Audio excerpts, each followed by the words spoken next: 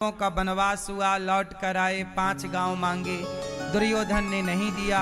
महाभारत हुआ। उस महाभारत में सारे कौरव मारे गए, दुर्योधन की जांघ टूट गई।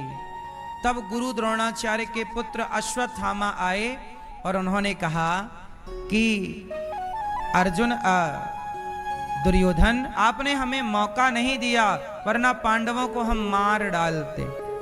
तो दुर्योधन बोला कि अभी मौका है, मार डालो। बोले ठीक है। पांडवों को मारने के लिए वही ना भक्त है।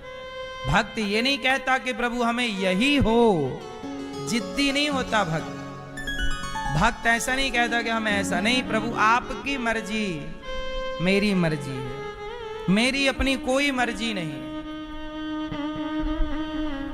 भगवान ने प्रहलाद जी से कहा कि प्रहलाद कुछ मांग लो। भगवान ने कहा नहीं है, भगवान ने कहा प्रहलाद जी कुछ मांग लो हमसे। प्रहलाद जी ने कहा प्रभु मैं कुछ ना मांगूं आपसे, ऐसा वरदान दीजिए। देखिए जरा, जहां कामना ही नहीं है, आप मारो या रखो, जिलाओ या मार डालो।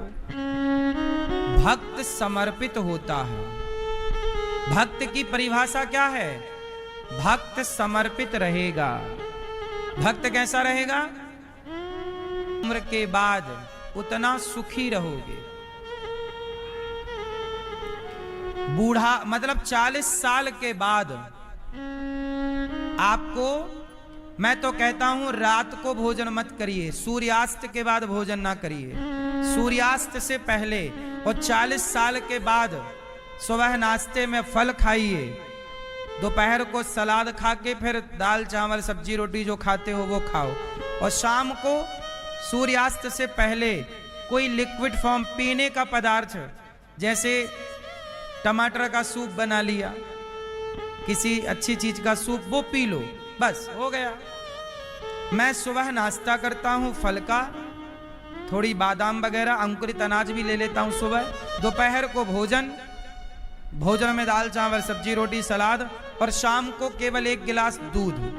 बस ये मेरा दिन भर का है। बस आप बीच बीच में गन्ने का रस पी सकते हैं, आप जितना ज्यादा हो अनार का रस पीजिए, अनार के दाने चबाइए, पपीता खाइए, फल खाइए, ये सब ठीक है, पर रात्रि के भोजन से बचिए।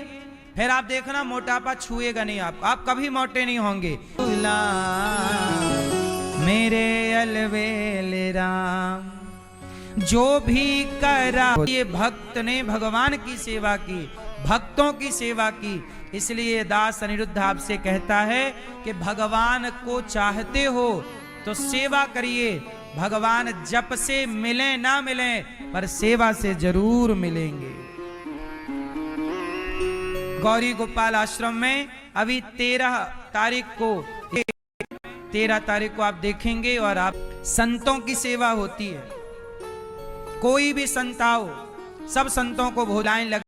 इसलिए अन्नदान से बड़ा कोई दान नहीं है मेरी माँ। जरूर अपने आप को जोड़िएगा अन्नदान से।